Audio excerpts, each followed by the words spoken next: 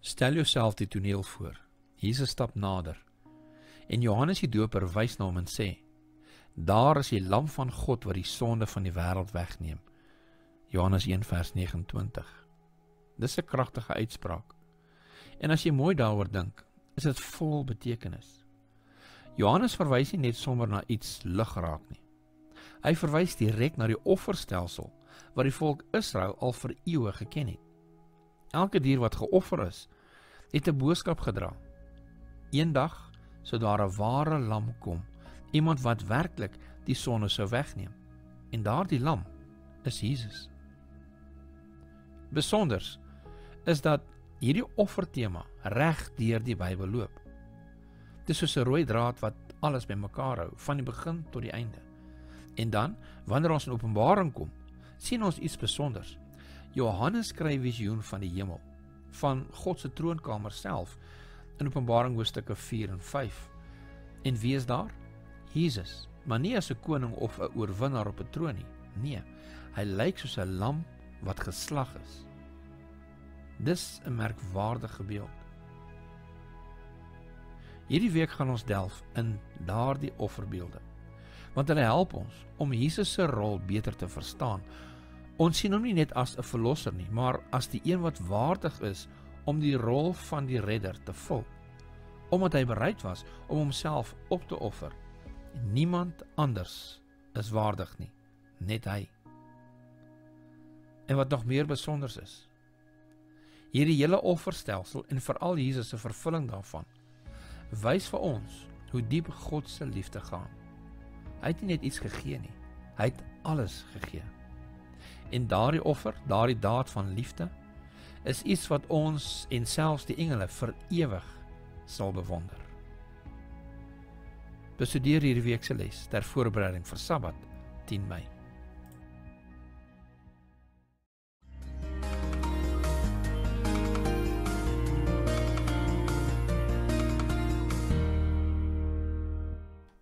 Hi, baie welkom by nog 'n bespreking van ons weeklikse les saam met SSL. Dis vir ons baie lekker om julle saam met ons te hê. Baie welkom aan elkeen en baie welkom aan ons luisteraars by Adventiste Wêreld Radio Afrikaans. Ons het vandag vir Heinrich Viljoen, jy's van, ek noem dit sommer Avra, om hier saam met ons hierdie week se lesie te studeer. Heinrich, baie welkom. Dankie dat jy saam met ons hierdie week se lesie studeer. Ek weet ons kyk na 'n baie interessante onderwerp wat baie na in jou hart lê. Baie welkom en dankie dat jy hierdie week se lesie saam met ons gaan bespreek. Baie dankie David, en ja, ek hoop dat ons luisteraars en ons kykers hierdie les saam met ons sal deurwerk en dit ook sal geniet, soos wat ons gaan kyk na die verskillende aspekte wat ons sal bespreek. Amen, baie dankie. So ons kyk hierdie week na les 6 om die offerstelsel te verstaan. Dis vir 3 tot 9 Mei. En hierdie week se geheeteksvers is in Openbaring 5 vers 9. En dit lees, toe sing hulle 'n nuwe lied en sê, U is waardig om die boek te neem en sy seels oop te maak, want U is geslag en het ons vir God met U bloed gekoop uit elke stam en taal en volk en nasie. Dis Openbaring 5 vers 9, ek lees hom weer. Toe sing hulle 'n nuwe lied en sê, U is waardig om die boek te neem en sy seel oop te maak, want U is geslag en het ons vir God met U bloed gekoop uit elke stam en taal en volk en nasie. Kom ons open met gebed. Hemelse Vader, baie dankie vir die groot voorreg wat ons het om weer die woord te open en daaruit te leer, en dit dan ook met ander te deel. Ek wil U bid, Vader, raak asseblief ons verstand aan, help ons Heer om te verstaan en dat kan oor te kan dra aan ons luisteraars. Hemelse Heer, mag elkeen wat hier luister 'n nuwe kykie kry op U troon, oor U grootheid en U liefde. Ons bid dit in Jesus se naam. Amen. Weereens baie welkom en baie dankie dat julle inskakel. Ek wil net julle aanmoedig asseblief druk die duimstok knoppie en ook die deelknoppie en so kan u ons ondersteun sonder dat enigiets kos om hierdie programme verder te kan vat. Ek wil net weer eens, Heinrich, baie welkom. Dankie dat jy saam met ons inskakel. Vertel ons bietjie, Heinrich, nie dat jy veel bekendstelling nodig het nie. Jy het al die land deurgetoer met jou tabernakelsisteem. Vertel ons 'n bietjie meer oor jouself. My naam is Heinrich Viljoen. Ek is die ateljeebestuurder by Adventiste Wêreldradio Afrikaans. En ja, voor dit het ek die voorreg gehad, wel nog steeds die voorreg om met die heiligdom na kerke toe te kan gaan, die uitstalling te kan doen en dan ook bietjie te kan gesels oor waaroor die heiligdom gaan. En dis kom hierdie week se les ook vir my so pertinent belangrik is, want ons kyk na een van die hoofsimbole wat in die heiligdom gebruik was. En dit was die simbool wat na Jesus toe gewys het. So ja, ek is baie opgewonde om saam deur hierdie les te werk en veral op hierdie onderwerp te kan net bietjie tyd spandeer. Ja, baie dankie. En ons gaan jou insig baie waardeer. Nou, ek het jou gevra dat jy vir ons sal afskop met Sondag se les. En Sondag se opskrif is vergeefse offerandes. Dit is nou vir 4 Mei. Heinrich, doen ons die voorreg. Baie dankie. Ja, so Sondag kyk ons na 3 teksvers, of 3 teksgedeeltes. Jesaja 1 vers 2 tot 15, Jesaja 56 vers 6 en 7 en Psalm 51 vers 17. En die les vra vir ons watter belangrike lesse oor offers word hier bekend gemaak. Nou, ons het nie tyd om deur elkeen deur te lees nie, veral hoofstuk 1 vers 2 tot 15, dis 'n hele paar verse. Maar die konsep wat daaruit kom, as ons kyk na hoofstuk 1, is die boodskap wat die Here aan Jesaja gebring het. Jesaja sê vir die volk, ek het nou genoeg gehad aan die menigte van hulle slagoffers. So as jy kyk na die inhoud, as God spreek sy volk aan oor hulle sonde en hygelarij. Hy verwerp hulle offers, hulle feeste en gebede, omdat hulle hande vol met bloed is. Hulle leef nie reg nie, al bring hulle offers. So die les wat ons hieruit kan kry is die rituele en offers sonder gehoorsaamheid en opregtheid is vir God verwerplik. God soek geregtigheid, nie blote seremonies nie. En dan in Jesaja 65 wat 6 en 7 sien ons dat daar 'n aanvaarding is van opregte aanbidders. Nou die inhoud daarvan is God aanvaar almal, selfs die vreemdelinge wat sy verbond hou, hom dien en sy Sabbat eer. Hulle gebede en offers sal in sy huis aanneemlik wees. So God soek nie net seremoniele gehoorsaamheid nie, maar opregte verbintenis aan hom, waar offers gepaard gaan met toewyding en gehoorsaamheid. En dit is vir God welgevallig. En dan in Psalm 51 wat 17 word daar vir ons beskryf wat die ware offer is wat God behaag. So ek wil net gou daar vir ons lees, en ek dink dit is baie belangrik dat ons besef waaroor die offerstelsel gaan en besef hoekom dit so belangrik is om te verstaan wat die eintlik oor gepraat word. So Psalm 51 vers 17 sê: Here, open my lippe dat my mond u lof kan verkondig. Vers 18: Want u het geen lus in slagoffer nie, anders sou ek dit gegee het. In brandoffer het u geen behaag nie. Vers 19: Die offers van God is 'n gebroke gees, 'n gebroke en verslae hart sal u, o God, nie verag nie. So wat ons hieruit leer is, Dawid besef dat die ware offer aan God 'n gebroke gees en 'n verslae hart is. So innerlike berou en nederigheid. God gee voorkeur aan 'n opregte en berouvolle hart bo uiterlike offers. 'n Ware verhouding met God begin in die hart. Nou hier sit 'n paar gedagtes en ek het net so 'n mooi opsomming gaan doen van wat in Sondag se gedeelte is. In Jesaja hoofstuk 1 sê God openlik: Ek het moeg geword vir julle brandoffers. Ek kan nie langer julle feeste verdra nie. En dit is baie sterk taal hierdie. Want as jy verstaan waaroor dit gaan, dan weet jy God het feeste ingestel waar volgens die volk moes lewe, waar volgens tye bepaal was. En omrede die volk toe na hierdie feeste geneem het, het dit op die punt gekom wat dit meer gegaan het oor om God te kom appease in plaas daarvan om te besef waaroor die offersel so werklik gegaan het. So hoekom kan God dan nou sê ek het moeg geword vir julle offers? Hy is dan die een wat dit ingestel het in die tyd van Moses. Maar hier's die punt. God het nooit bedoel dat offers net 'n vorm of 'n roetine moet wees nie. Die doel van die offer was om die mense te leer hoe ernstig sonde is en om hulle vooruit te laat kyk na die koms van die Messias. elke lam wat geslag is, moes 'n beeld wees van Jesus, die ware lam van God. Maar in Jesaja se tyd het die volk net 'n rituele gevolg sonder om hulle harte aan God te gee. Hulle het geleef vir hulle self, hulle was onregverdig, selfsugtig en het geglo dat hulle offers God net tevrede sou stel. Dit is soos om kerk toe te gaan, maar niks van God se liefde of waarheid in jou daaglikse lewe te wys nie. Die volk het gedink hulle kan God se guns koop met offers sonder om werklik waar gehoorsaam en nederig te wees. En dit is hoekom God hulle offers verwerp het. Maar dis is nie die eerste keer in die Bybel dat God 'n offer verwerp het nie. Reeds in Genesis 4 sien ons dit. Kain en Abel het albei offers gebring. God aanvaar Abel se offer, maar nie Kain se nie. Hoekom? Want sien, Abel het geweet wat dit beteken om gehoorsaam te wees. En hy het die gesindheid van gehoorsaamheid getoon. Hy het ook besef wie hy is en gesê, ek is 'n sondaar, ek weet ek moet oorgee. Waar Kain sin die teenoorgestelde was. Ellen White stel dit mooi. Abel het geweet hy is 'n sondaar en het die slagoffer gebring wat vooruit gewys het na Christus. Daarom is sy offer aanvaarbaar. Die hartsaak van offers was nog altyd die hart. Dit is belangrik dat ons dit ook weet vir vandag.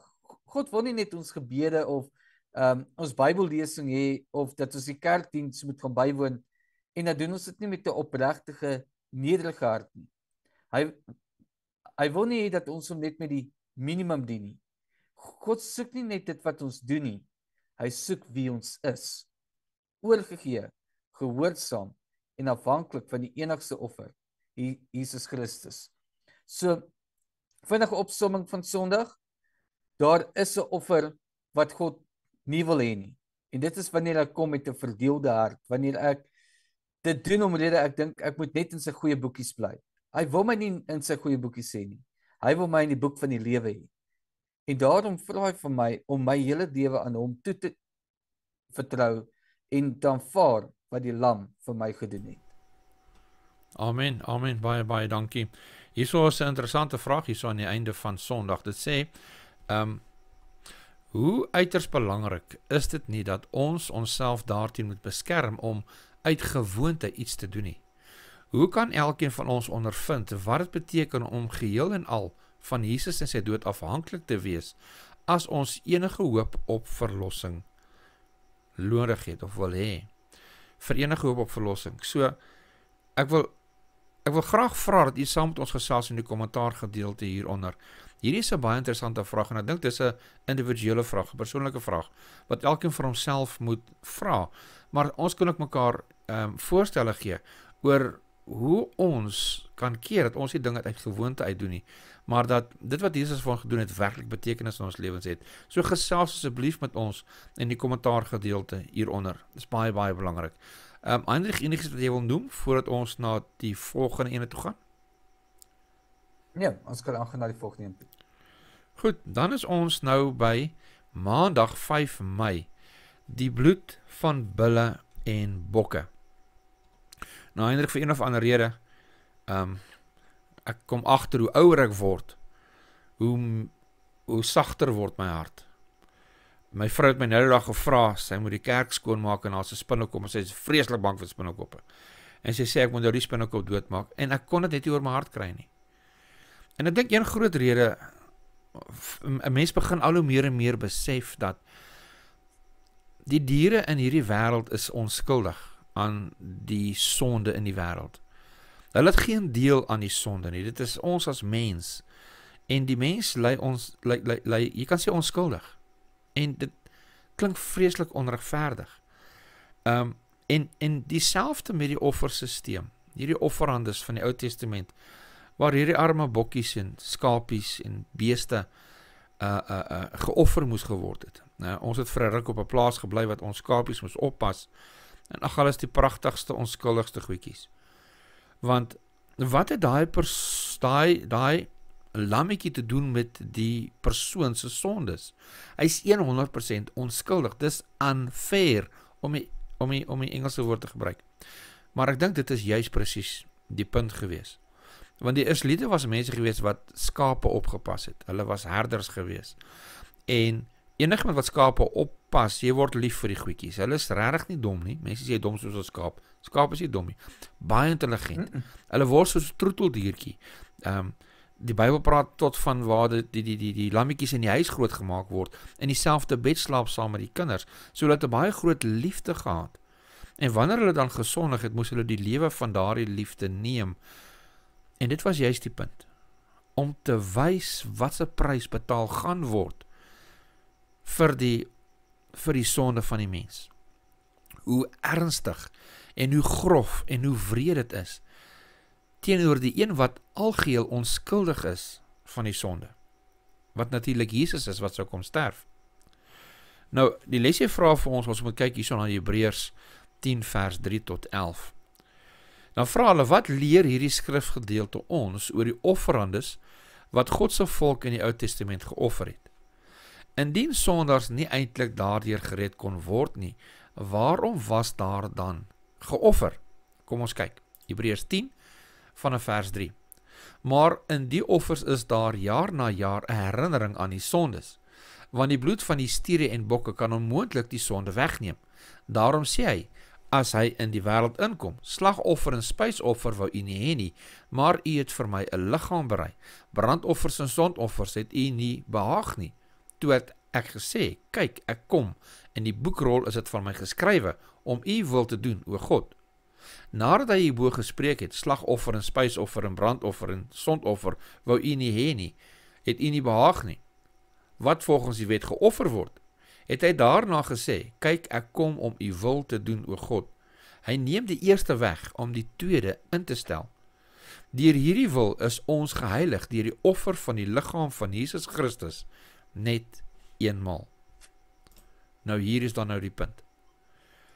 Hierdie was alles simbole gewees. Hierdie diere wat geslag was.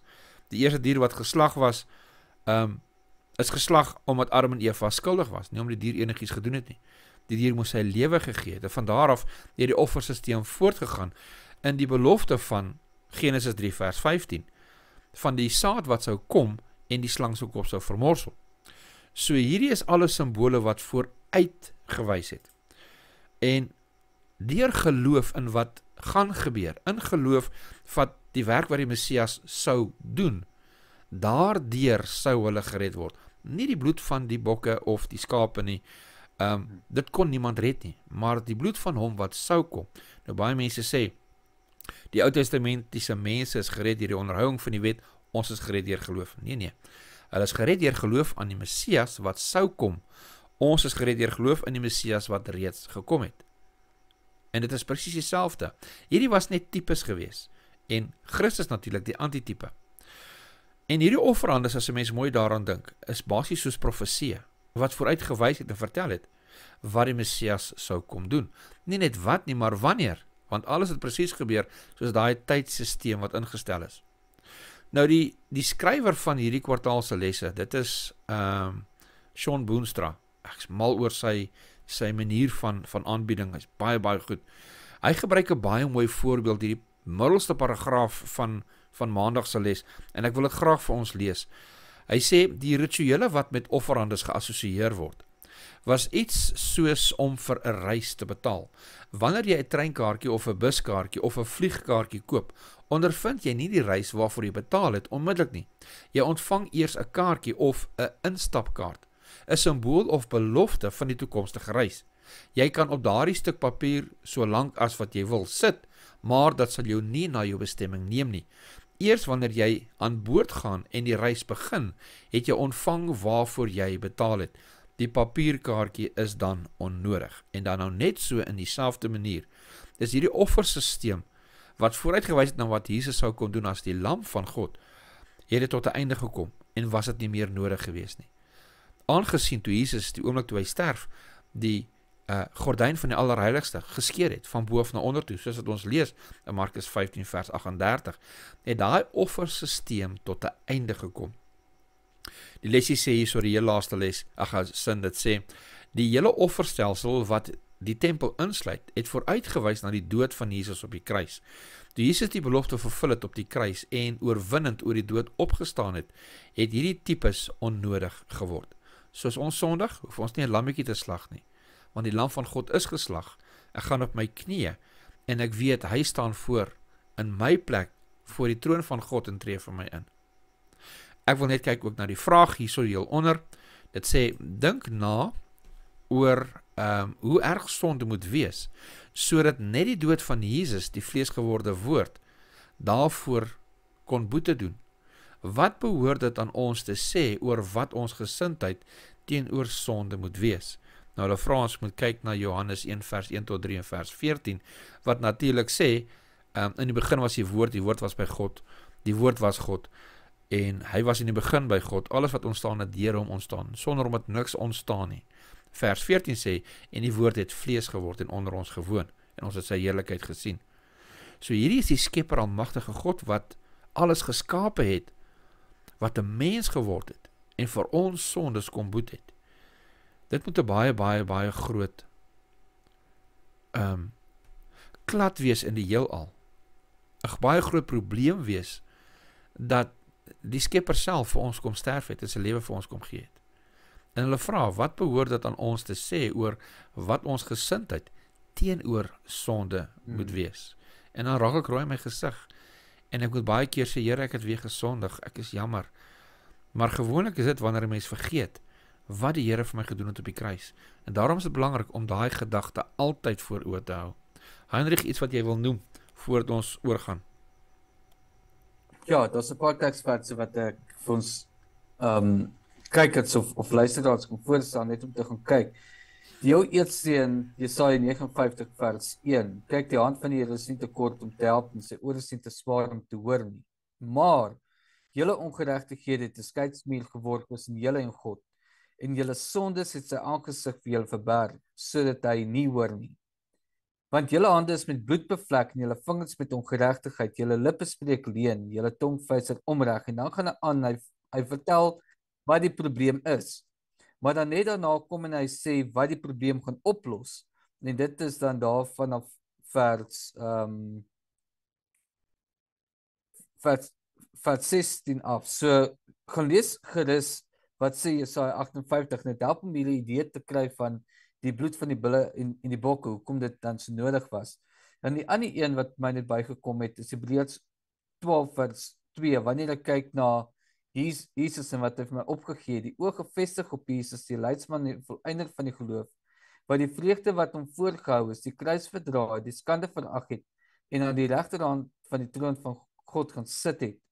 En dan sê hy in vers 4, julle het nog nie ten bloede toe weerstand in die stryd, of weerstand gebied in julle stryd teen die sonde nie. Ek dink, as ons elke dag daai lammetjie moes geslag het, die eerste keer wat ek by was, het 'n lammetjie of 'n skaap geslag was, hy was stil, maar dit was gruisam om te sien hoe die bloed daar uitstroom, en dan besef jy wat 'n offer dit eintlik is wat gemaak was. En dan moet ons ook versigtig wees, dat ons nie soos Israel word, wat dit oor en oor doen, en dit raak later 'n ritueel nie. Want dan is dit, ek kom en ek bid, Here vergewe my, en dan môre dan doen ek self ding, Here vergewe my, want ek wil in sy goeie boekies bly, ek wil nie 'n verandering maak nie. En dis wat vir my hierdie stuk uitstaan. Die kaartjie is gekoop, ek moet dit nou net aanvaar. Amen, baie dankie. Heinrich, Dinsdag, die Paaslam. Nou, hierdie is vir my 'n baie interessante gedeelte, en ongelukkig laat tyd ons nie toe om deur te gaan deur wat gebeur het in Exodus hoofstuk 12 nie, maar ek kan solank vir die luisteraars noem.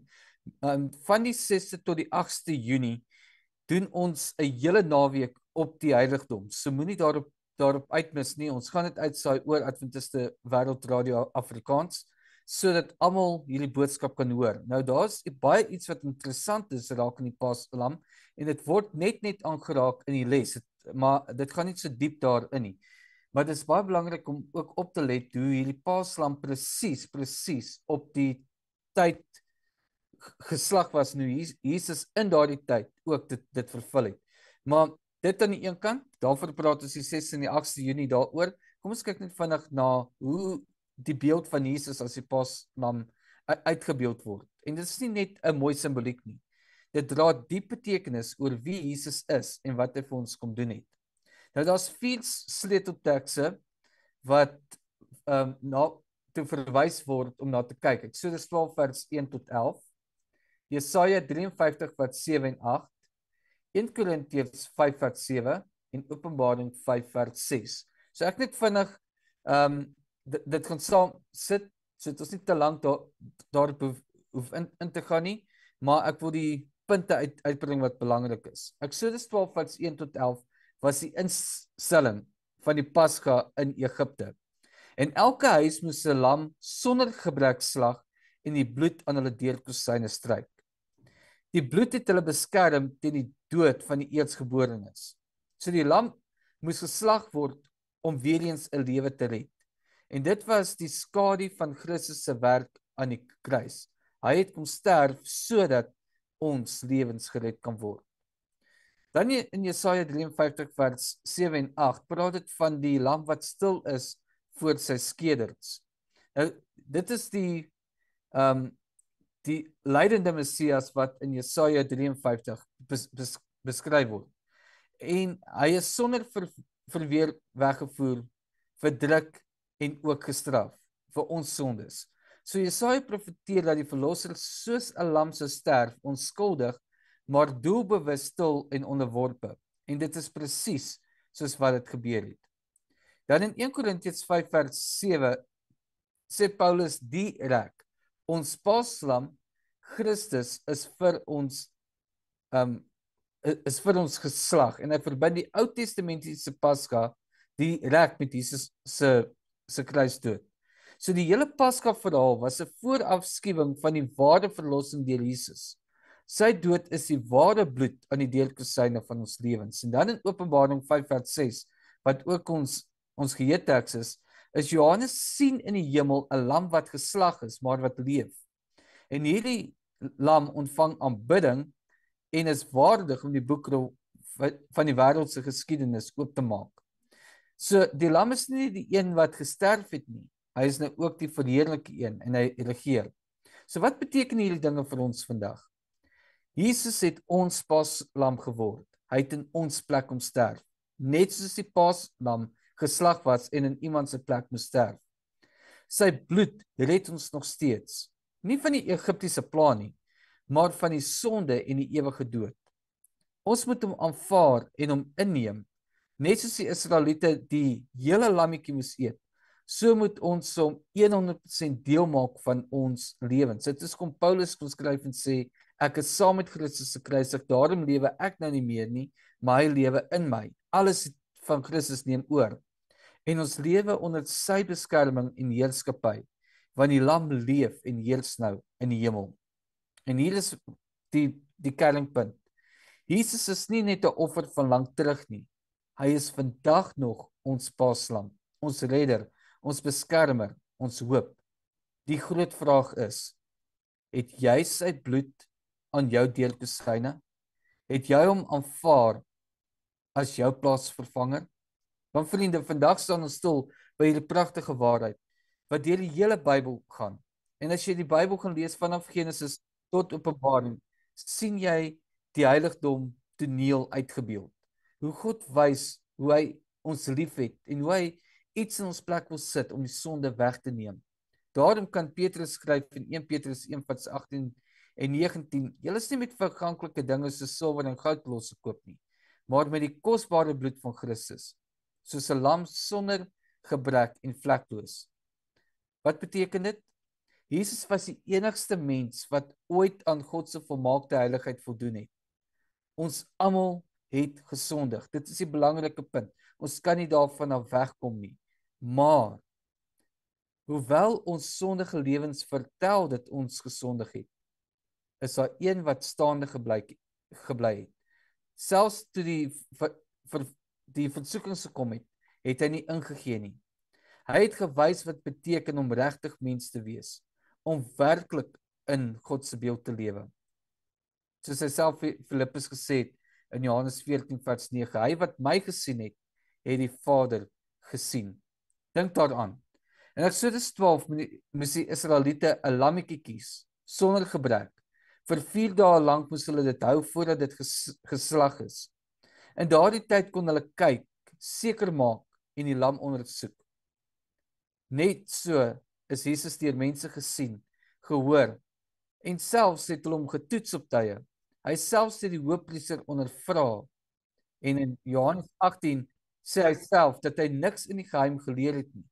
Alles wat hy gesê en gedoen het, was openbaar, 'n getuienis van wie hy werklik waar is.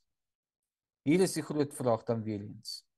Hoe kan ek en jy hierdie volmaakte lam in ons eie lewens weerspieël?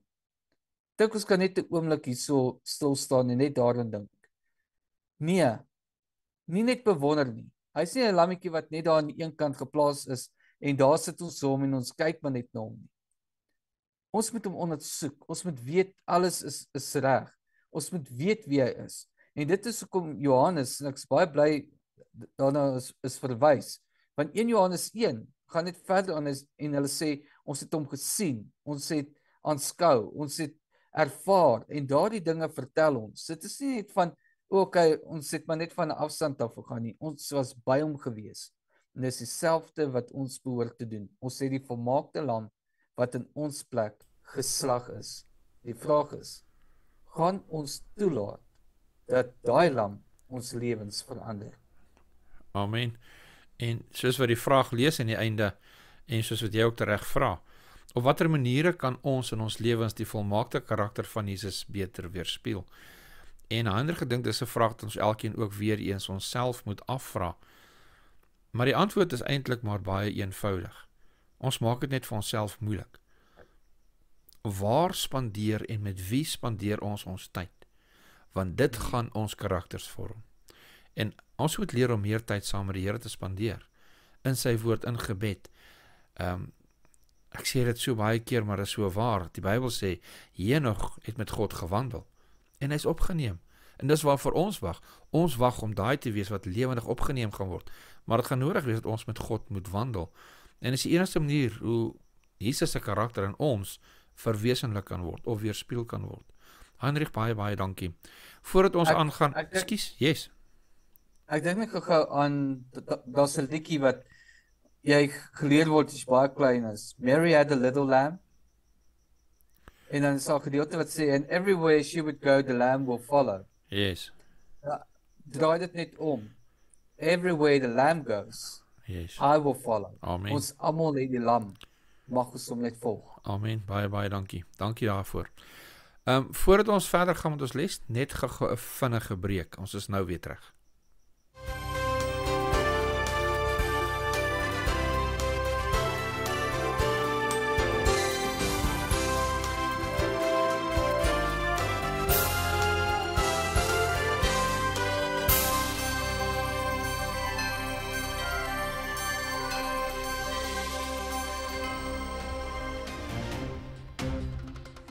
Dit is pas 7 en jy is ingeskakel op Oggendlig. Regstreeks hier op Adventiste Wêreld Radio Afrikaans. My naam is Heinrich Viljoen. Dankie dat jy ingeskakel het om saam met my 'n Oggendlig episode te geniet. Goeiemôre en baie welkom vanoggend aan elke luisteraar by Lewende Beloftes. Jy is ingeskakel by Adventiste Wêreld Radio Afrikaans. My naam is Chanel.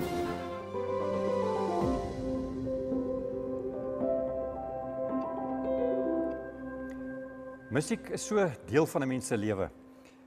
Partykeer sit jy in die motor en luister jy musiek. As jy in die kombuis werk, sit jy hier. Jy luister na die Week se Punt saam met Charles Kies. Elke Vrydag aand slegs hier by Adventiste Wêreld Radio Afrikaans. U is welkom. Ek is Adina Wasserman, die stem agter die programme Oopgesprek en Ongefilter, net hier op Adventiste Wêreld Radio Afrikaans. Moet dit nie misloop nie. Omdat ons as kinders aanvaar word, is dit half ook, jy voel half asof hulle aanstoot neem of hulle dit voel ongemaklik. Jy voel uit. Ja, jy pas nie lekker in die. Adventiste Wêreld Radio, jou stem vir vandag. Klank tot keuse, die klank wat jy kan vertrou. Ek wil julle net herinner, druk asseblief die duimpstrook-knoppie en gesels met ons in die kommentaar gedeelte hieronder. Deel ook asseblief die met u vriende en as u dit nog nie gedoen het nie, druk asseblief die subscribe-knoppie en ook die klokkie sodat u in kennis gestel kan word wanneer ons die volgende program oplaai. Hi, welkom terug. Ons is nou by Woensdag 7 Mei, Jesus in die tempel. Nou, Heinrich, wat ek baie interessant vind is, dis iets wat ek nie altyd geweet het nie. So, goed, God het vir Moses gesê, jy moet vir my tabernakel bou. En die rede hoekom hy gesê het, is nou weer hoekom? Sodat ek in julle midde kan woon, reg? Yes. Hy sê, ek wil jy vir my tabernakel bou, sodat ek in julle midde kan woon. Nou, hulle het die tempel opgerig, hulle het alles gemaak soos dat hulle dit moes gemaak het, en hulle moes ook die verbondsark gemaak het, waarin die 10 gebooie is, met die deksel, met die 2 engele op, die versoendeksel, waar daar tussen 'n onnatuurlike lig was, wat genoem word die Shekinah lig, praat die Engelse Bybel van, die Shekinah lig, wat dan nou die teenwoordigheid van God aangewys het. So wanneer, toe hulle nou die tempel klaar opgerig het, was daar offers gebring gewees, en of voor daar nog offers gebring was, het God gekom en hy het die vuur in die brand gesteek, hy het die offer, die tabernakel ingegaan, en hulle kon nie aangaan met hulle dienste wanneer dit gebeur het nie, wanneer hulle hom weer opgeslaan het en dit weer moes gebeur het nie. Wanneer die teenwoordigheid van God die tempel ingegaan het, was dit 'n rookwolk gewees wat niemand kon iets in daar kon doen of kon sien of enigiets nie. So dit is dan nou hoe die heerlikheid of die teenwoordigheid van God hier ingegaan het in die tempel in, en dan het dit nou veroorsaak hierdie Shekinah lig tussen die 2 engele in die allerheiligste. En toe gaan hulle na die beloofde land toe, maar alles is nog in die tent. Hulle het nog nie 'n tempel gebou nie. Dawid wou 'n tempel bou, maar hy het toe nie. God het gesê nee. En sy seun Salomo bou die tempel. 'n pragtige tempel. En met die inseëning van die tempel kom die vuur weer, steek die offers aan die brand. Die teenwoordigheid van God gaan in die tempel in, natuurlik die allerheiligste met die verbondsark daar binne-in, en die Shekinah lig is weer tussen die 2 engele, teenwoordigheid van God. Maar dan weet ons dat Nebukadneser het daar die tempel van Salomo het hy kon vernietig. Ek dink is die jaar 586 voor Christus daar rond, het hy die tempel vernietig. Nou, die boek Makabees, een van die apokryfe boeke, stel voor dat dit was Jesaja of iemand gewees, of Jeremia, ek dink Jeremia, wat die verbondsark gaan wegsteek het, en baie van die voorwerpe, toe hulle nou onder aanval was, het hy dit in 'n grot gaan wegsteek. Maar hoe dit ook al sê, met die vernietiging van Jerusalem, met die vernietiging van die tempel deur Nebukadneser, nadat hulle vir 70 jaar in ballingskap was, en hulle teruggekom, en daar vir hulle gesê, hulle kan die tempel herbou, wat jaar omtrent 516 na Christus was die tempel klaar geherbou gewees, nie Jerusalem, maar die tempel, dis 'n verskil, en toe hulle die tempel inwy, wil dit voorkom, dat die heerlikheid van God nie die tempel ingegaan het nie, want die Bybel maak geen melding daarvan nie, en dit is ook, klink my deel van die tradisie, dat hulle almal ook sê, ja, dit het nie gebeur soos voorheen nie. En een van die groot dinge wat hulle rede gee voor is, die verbondsark was weg gewees, niemand het geweet waar hy is nie, het hy verbrand, het hy in die vuur, of is dit nou Jeremia of iemand wat het weggevat het, maar alhoewel die tempel daar gestaan het wat hulle herbou het, en die allerheiligste daar was die allerheiligste leeg gewees. Die verbondsark was nie daarin gewees, dit was verlore gewees. En baie van die ou man het gehuil en gesê, dit is nie eens naby aan wat Salomo gebou het nie. En dan kom ons nou by hierdie interessante profeet Haggai. Haggai was 'n profeet vir die Here gewees, nadat die tempel nou herbou is. En kyk wat sê hy so, hy sê, en dis wat God sê deur die profeet Haggai. Dis nou Haggai 2 vers 7 tot vers 9.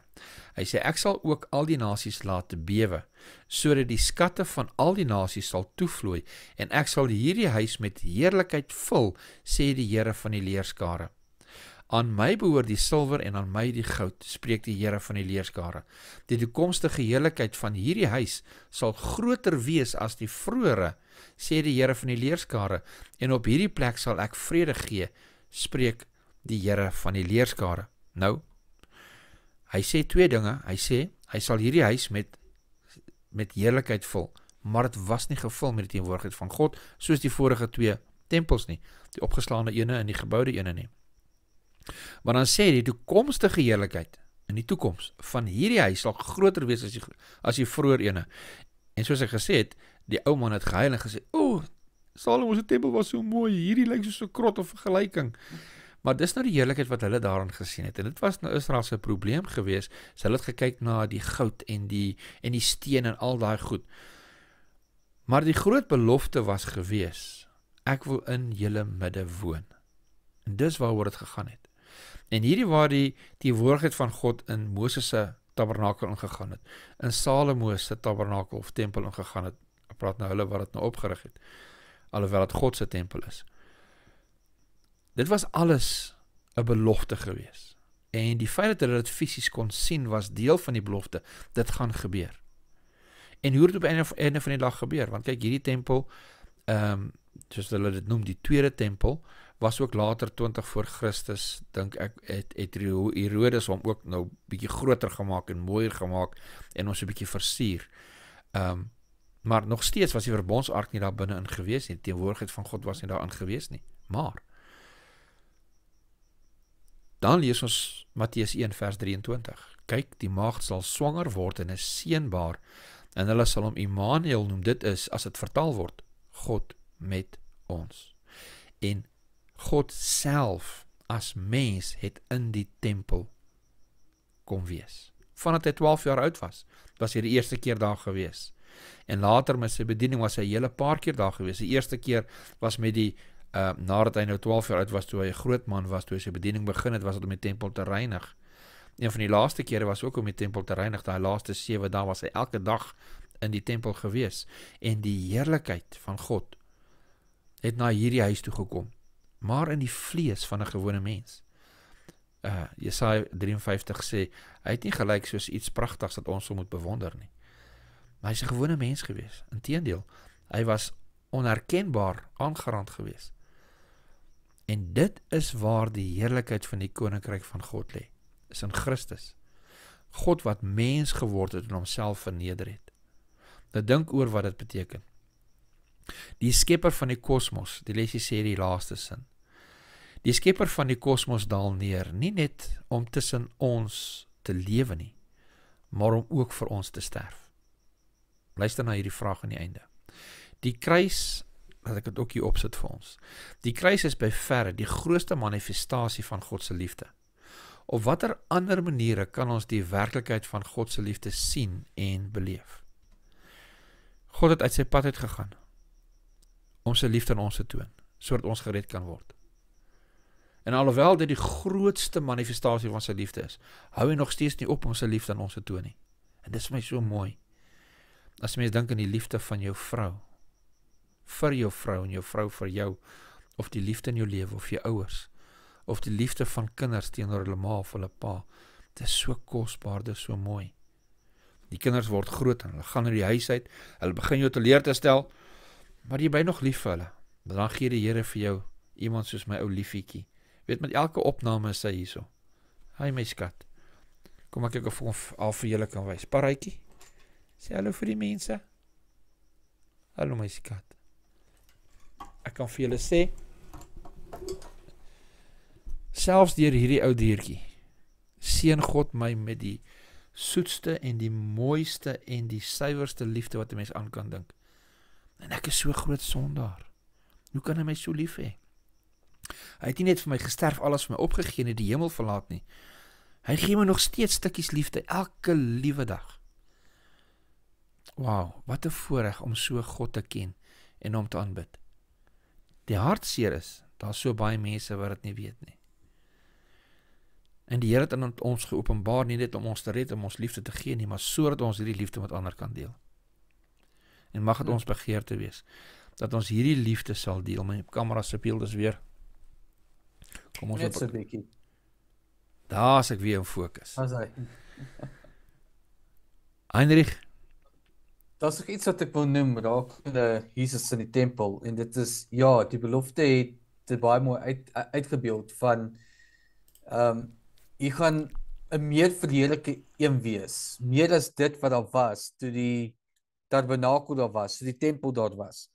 Maar dan in daardie selfde sinnebeeld gaan ons na die boek van Openbaring toe. En Openbaring is, as jy die heiligdom verstaan, gaan jy Openbaring ook min of meer dan verstaan. En Openbaring hoofstuk 15 vers 8, en die tempel het vol rook geword uit die heerlikheid van God en uit sy krag, en niemand kon ingaan in die tempel voordat die 7 plaag van die 7 engele volëindig is. Dit is 'n hele studie op sy eie, maar die konsep kom weer daarvoor.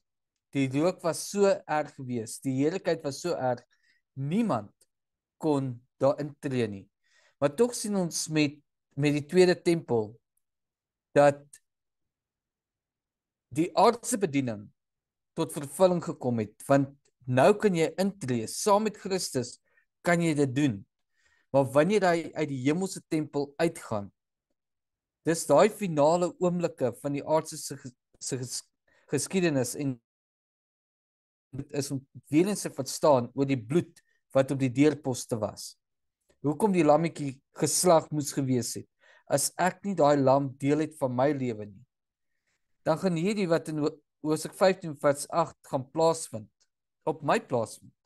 En dis kom daai bloed van die lam so belangrik is, en hoekom ek dit moet verstaan. En die oomblik wat ek verstaan, kry ek die groter beeld van die verlossingsplan. Prys die Here. Baie dankie. Donderdag 8 Mei, want U het alle dinge geskape. Heinrich, vertel ons. David, as jy nou moet instap by, Koning Charles se paleis, wat is die eerste ding wat jy dink jy sal graag wil raak sien? Sy kroon en die paleis, die kasteel, seker maar vir hom ook. Dit is toch hoekom jy daarna toe gaan, is jy gaan kyk in dit en wat daar plaasvind. Nou, wat die les probeer na vore bring is, die blik wat jy moet hê, wanneer jy in God se troonkamer inkom, maar dan is daar iets waarop albei wil hê, ons moet vestig, al twee gedeeltes wat ons kyk, Jesaja 6 en Openbaring 4. Nou hier is twee profete wat uitmekaar uit is. Jesaja is 'n hele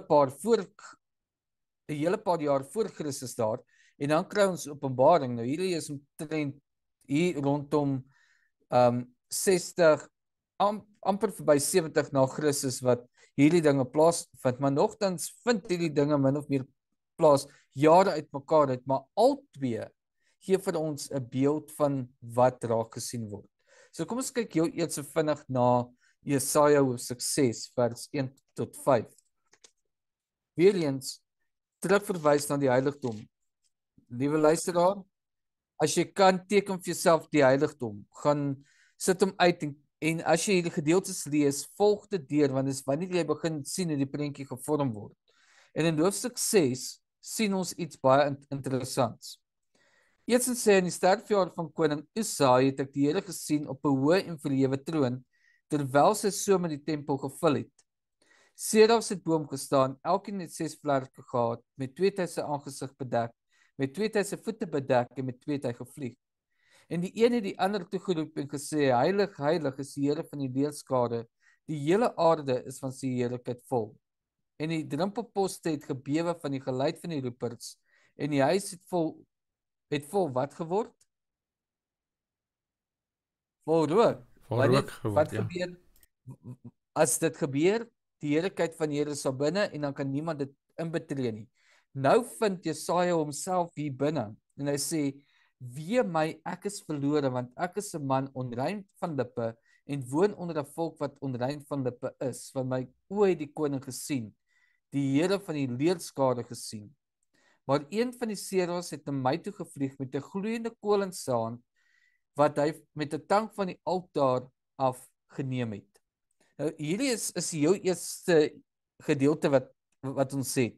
Maar die eerste ding wat hy raak sien, is hy sien die Here wat sit op 'n hoë en verhewe troon. Nou kom ons kyk wat gebeur in Openbaring hoofstuk 4. Jesaja sien die Here, maar Openbaring gee vir ons net so 'n bietjie meer insig oor wat hier gesien word. Vers 7 tot 11. En die eerste lewende wese was soos 'n leeu, en die tweede lewende wese was soos 'n kalf, en die derde lewende wese het 'n gesig gehad soos 'n mens, en die vierde lewende wese was soos 'n arend wat vlieg. En die vier lewende wesens het elkeen vir homself 6 vlerke gehad, en hulle was rondom my binne vol oë. En hulle het sonder ophou dag en nag gesê: Heilig, heilig is die Here God, die Almagtige wat was en wat is en wat kom. En elke keer as die lewende wesens heerlikheid en eer en danksegging gee aan hom wat op die troon sit, wat tot in alle ewigheid lewe, val die 24 ouderlinge neer voor hom wat op die troon sit, en aanbid hom wat tot in alle ewigheid lewe, en werp hulle krone voor die troon en sê: U is waardig, o Here, om te ontvang die heerlikheid en die eer en die krag, want U het alles geskape en deur U wil bestaan hulle en is geskape. En dan gaan dit oor in Hoofstuk 5 en wat dan vir ons vertel van die lam wat gesien word. Nou, beide visioene is die eerste ding wat beskryf word, die aanskouing van God se troon. En die hemelse wesens wat hom aanbid. God se heiligheid tref die kyker onmiddellik. Wat is die gevolg van die visioen? By Jesaja, die bewustheid van sonde volg onmiddellik op die heiligheid van God. Jesaja sê: "Wee my, want ek is verlore." Daarna word hy eers gereinig met 'n kool van die altaar af, 'n simbool van God se vergifnis. By Johannes sien ons, nadat die loflied gedoen was, val die ouderlinge neer, aanbid God en lê hulle krone neer. Hier is daar 'n reaksie van aanbidding en onderwerping.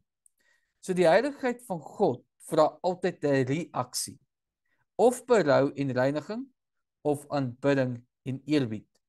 Nou watter ooreenkomste vind ons intussen hierdie visioene? Albei sien God op die troon. Albei word God se heiligheid 3 keer beklemtoon. Heilig, heilig, heilig. En hemelse wesens speel 'n rol in aanbidding. Seras by Jesaja en die lewende wesens in Openbaring. Daar is 'n gevoel van eerbied, ontsteltenis en aanbidding. Dit wys ons dat God deur die tye altyd dieselfde is, verhewe, heilig en waardig om aanbid te word. Maar watter waarheid oor God word dan hier beklemtoon? Nommer 1. God is heilig. Totaal en anders as ons. Hy is sondeloos en verhewe. Hy is op die troon, hy regeer, hy bly in beheer. Hy het nog nooit daardie beheer verloor nie. Hy is waardig om aanbid te word, nie net vir wat hy gedoen het nie, maar vir wie hy is. En die reaksie op God se teenwoordigheid is nie oppervlakkig nie. Dit is of 'n diepe berou of 'n intense aanbidding. So dis duidelik, of jy nou Jesaja was in die Ou Testament of Johannes op die eiland Patmos, as jy God regtig sien, kan jy nie onaangeraak bly nie.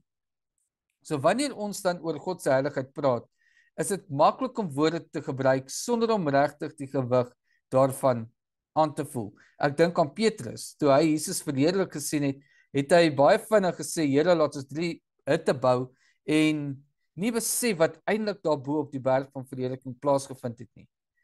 Ons moet die teenoorgestelde hê dat wanneer ons in God se teenwoordigheid is, daar die heerlikheid ons so vervul dat ons nie anderste as om te kan praat van wat God in ons lewens doen nie. Jesaja 6, hy sien God op 'n hoë en verhewe troon. Die tempel word gevul met rook.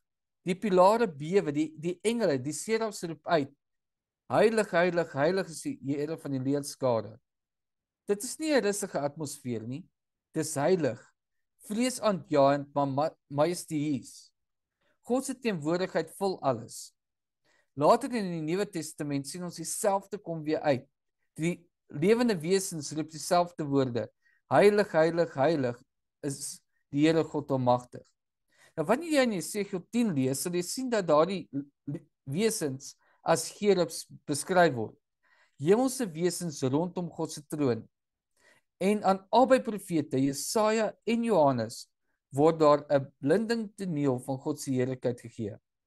Maar wat gebeur? In Jesaja se geval, toe hy God se heiligheid aanskou, sê hy nie, "Wow, dis mooi nie." Eerder hy val neer en hy roep uit, "Wee my, ek is verlore."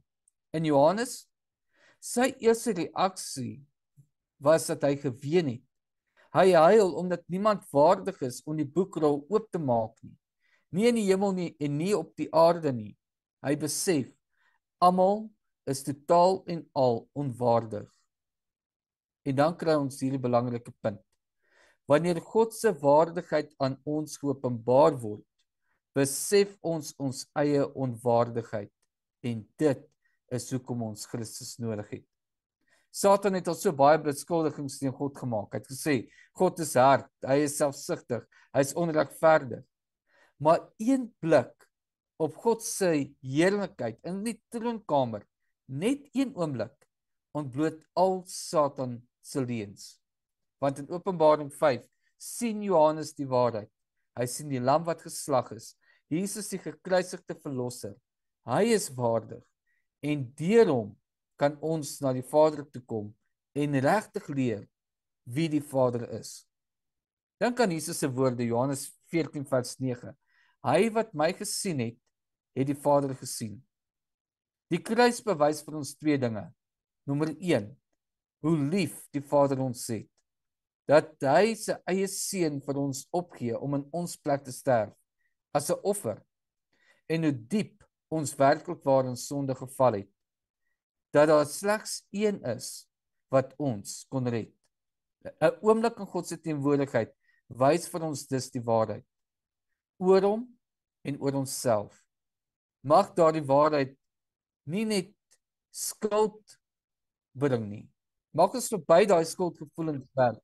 Mag ons aanhou boontoe kyk en besef dat dit wat Jesus kom doen het, bring hoop, genade en lei ons tot aanbidding. So vandag, terwyl ons stil word, terwyl ons hierdie dinge oordink, mag ons God se heiligheid erken en Jesus, die lam, sien en hom dan met ons hele hart aanbid. Amen, baie dankie Heinrich. Jy weet, ek kry 'n gedagte. Hierdie engele, wat noem hulle nou weer die engele? Hoe jy gesê? Serafs. Serafs. Ek spreek dit altyd verkeerd uit. Die serafs. En daar's ander verskillende engele ook wat genoem word in die Bybel wat se name ek nie ken nie. En hierdie lewende wesens, hierdie is alles hoogs intelligente morele wesens. As daar enige iemand wat enige morele waarde het op hierdie aarde vergelyk kan word met enige van hulle, is ons morele waarde soos niks. Wat nog van vergelyk word met God se, maar my punt is, hierdie wesens wat die heeltyd voor God se troon is en hom loof en hom prys, ons sê, U is waardig om aanbid te word. Hulle doen dit uit vrye keuse uit. Hulle doen dit nie omdat hulle geprogrammeer is, soos 'n grammofoon wat die heeltyd vashak nie.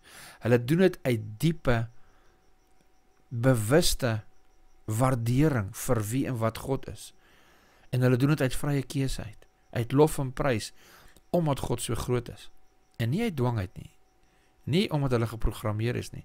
En dit is vir my so 'n ekstra geur aan die goedheid van God se karakter, wat in Jesus gesien word, as een wat geslag is. Heinrich, baie dankie. Ons is dan nou by Vrydag, en Vrydag het vir ons 3 vrae. En die eerste vraag lees soos volg. Johannes sien die lam in die troonkamer, en hy lyk asof hy geslag is. Openbaring 13 vers 8 sê aan ons dat Jesus van die grondlegging van die wêreld afgeslag is. Wat kan ons oor God leer?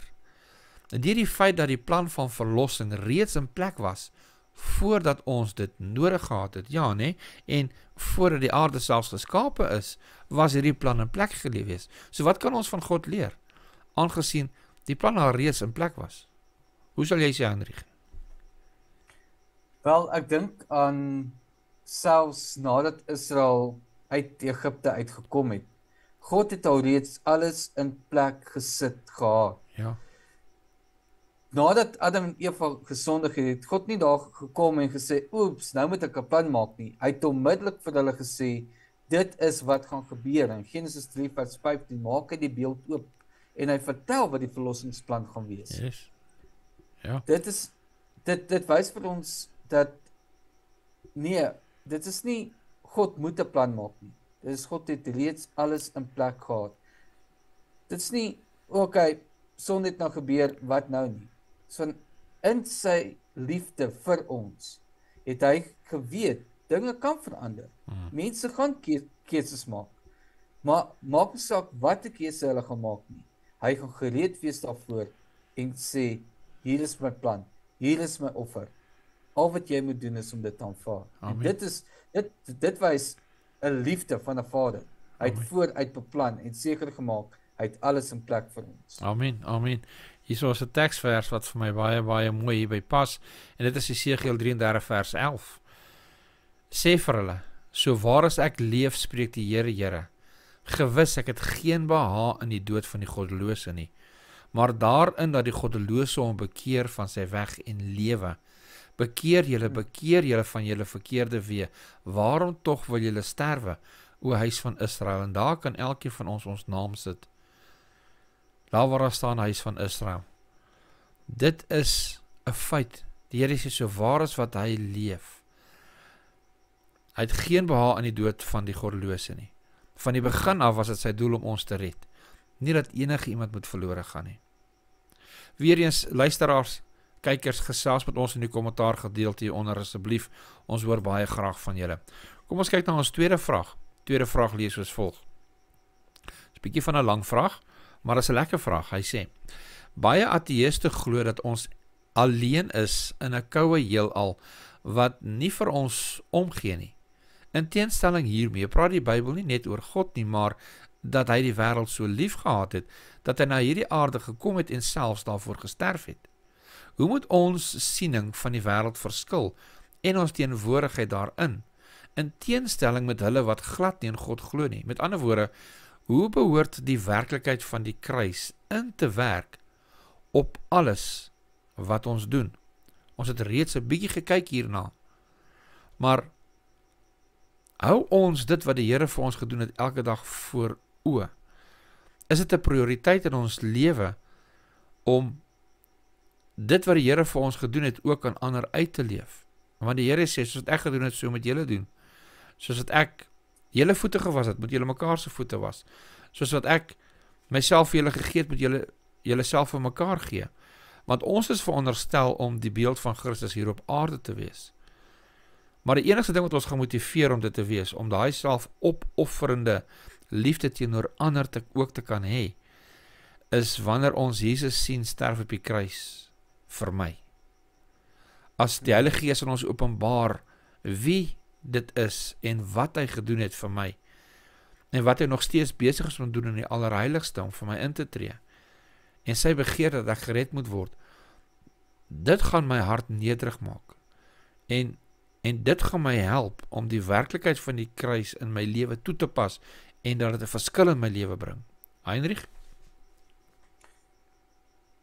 Openbaring 18 vers 1 sê, na die ding het ek 'n engel sien neerdal uit die hemel met groot mag, en die aarde is verlig deur sy heerlikheid.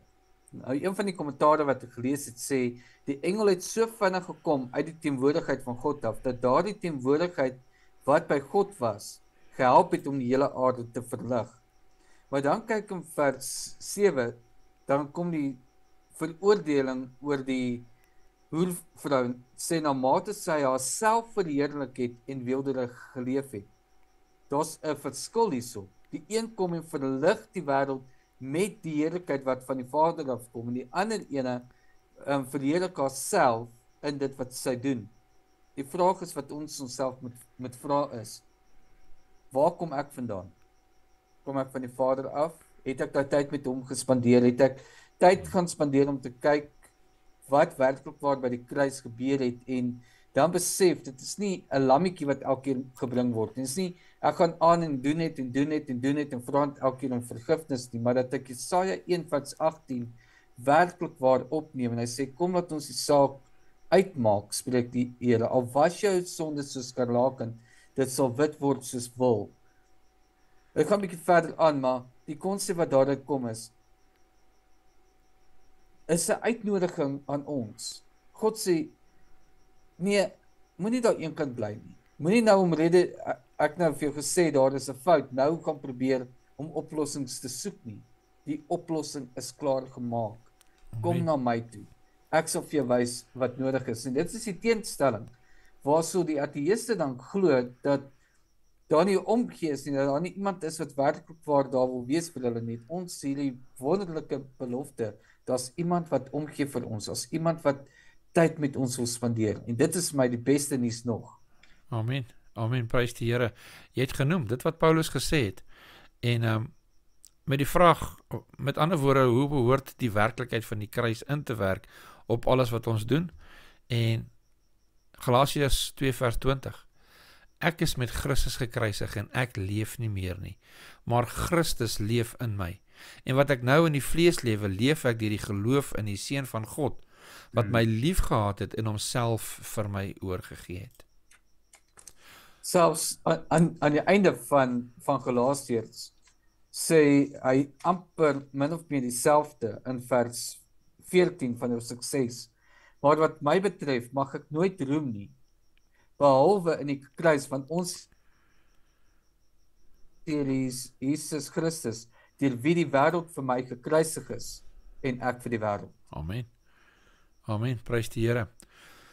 Ons derde vraag, ons laaste vraag lees soos volg. Dit sê, waarom was die lewe, die dood en die opstanding van Christus die enigste manier waardeur die menslike ras gered kon word? Dink weer. Wat sê so 'n koste aan ons oor hoe boos sonde werklik is? Nou, dis 'n ding wat ek al genoem het. Maar hoekom Christus? Hoekom was Christus die enigste manier? Wel, in die eerste plek, as ek 'n probleem moet oplos, en is 'n baie ingewikkelde probleem, dan gesit ek iewers stil, ek druk 'n koppie tee en ek dink oor al die verskillende opsies hoe ek dit kan hanteer en wat die gevolge gaan wees as ek dit op hierdie manier hanteer. As ek hierdie ding gaan sê of as ek hierdie ding so gaan doen, wat is die moontlike reaksies? Hoe ken ek die mense met wie ek werk of die omstandighede waarin ek is? En as baie verskillende scenario's wat ek uitwerk. Nou ek is nie 'n baie intelligente ou nie. Jy kan my vrou vra my kinders, hulle ken my goed. Ek is nie 'n baie intelligente mannetjie nie. Maar kan jy jouself voorstel as God 'n plan moet maak, 'n plan moet uitwerk? Hoe volmaak is dit nie? Ons praat van God almagtig. Wat se gedagtes, dit kan nie eens opgemeet word met ons gedagtes nie. As hy 'n plan van verlossing maak, is dit die enigste manier. Selfs al sou die Vader self kom en hy op die kruis vir ons sterf, sou dit nie die volmaakte weg wees nie. En elkeen van ons wat 'n ouer is, weet dit intensief. Die grootste offer wat jy kan gee, die alles wat jy kan gee, wat jy het, is jou kind. En dis wat hy vir ons gedoen het. Daarom, Christus alleen, geen ander weg nie. Dis in hom en hom alleen wat ons gered kan word. Heinrich?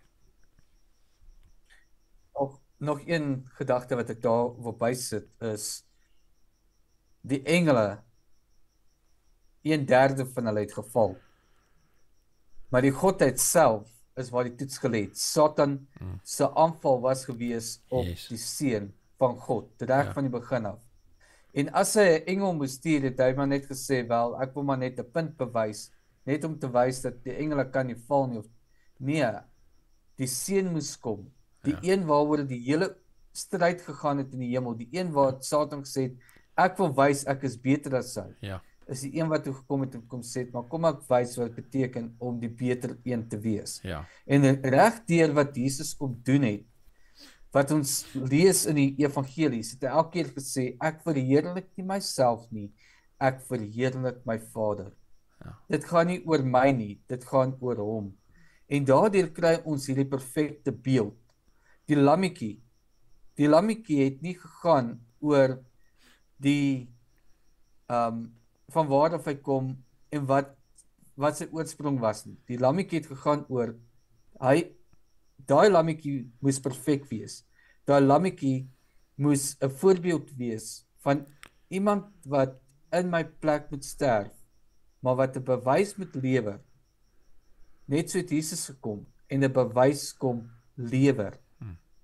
Hy kom nie van my af nie. Ek kom van hom af basies.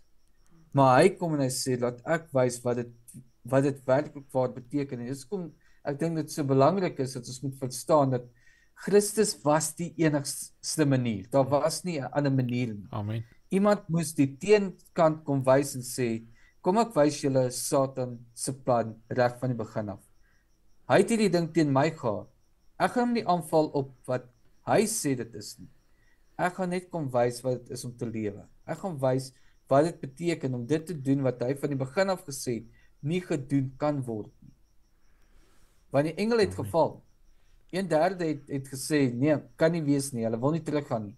En hy kom wys en sê, maar kom ek wys julle die perfekte voorbeeld van wat dit is om te lewe, maar om ook in eerbied te lewe. En dis kom dit vir my so mooi is. En reg deur die heiligdom praat dit van dieselfde konsep. Gaan kyk na toe Aaron se 2 seuns in die heiligdom ingegaan het met die verkeerde wierook. Daar's 'n uitstekende voorbeeld daar. Mense dink, ja, hoekom sou God nou dat vuur uitgaan en hulle verteer? Maar weer eens het kom neer op die perfekte voorbeeld. Hulle moes nie ingaan nie, dit was nie hulle werk gewees nie. Dit was die hoofpriester se werk gewees. Dit het getoon op een wat sou ingaan. En net een Net so. en geen ander manier nie.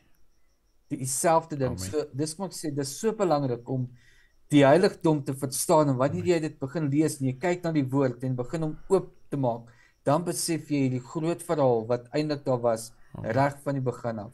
Heinrich, En sê dit is vir ons kom- weer, wanneer is jy, skus, ons tyd is amper klaar. Wanneer is jou tyd wanneer jy jou program gaan aanbied? So van die 6de tot die 8de Junie. Yes. Dis nou Junie maand wat nou kom.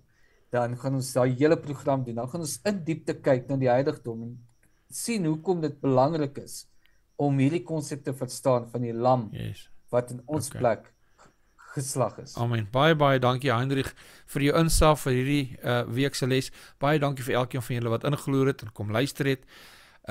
Mag die Here julle elkeen seën soos wat julle hierdie week elke dag se lesie gaan deurgaan in julle lesboekies ook. Kom ons sluit af met gebed. Hemelse Vader, baie dankie vir die voorreg en die eer wat ons gehad het om hierdie met mekaar te kan deel. Mag U Gees die naspreker wees en mag U ons asseblief Here nader trek met die koorde van U liefde. In Jesus se naam. Amen.